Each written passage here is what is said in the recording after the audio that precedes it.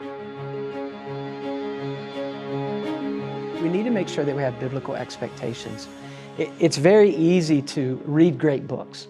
And you read about missionaries and their families and how I think of Hudson Taylor, how his godly parents raised him and how that came to fruition when he was converted and how that flowed out into the way, and everything he did was impacted by that.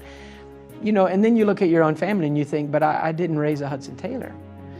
But God didn't promise us all that we'd have Hudson Taylors. And God hasn't promised us all that if we lovingly point our children to Christ, that every child that we do that with is guaranteed to be a believer. So we want to make sure that we have biblical expectations, and not expectations that might be gotten from reading, a handful of good books. And they are good books and they have good principles in them. But maybe, we get the wrong impression that God owes us this. Especially for families that perhaps have chosen to homeschool. That can be really costly to a family. Mom, kind of has to devote her whole life to that. And dad has to pour in as well. And in the kids, sometimes they miss out on things that other kids have. And we homeschooled.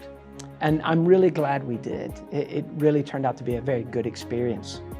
But what if you homeschool and you pour out your life like that and the kids don't turn out the way you expected?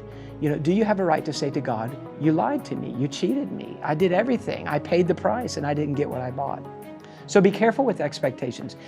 Go back to the scripture and see what God says and make sure that the expectations you have are biblical.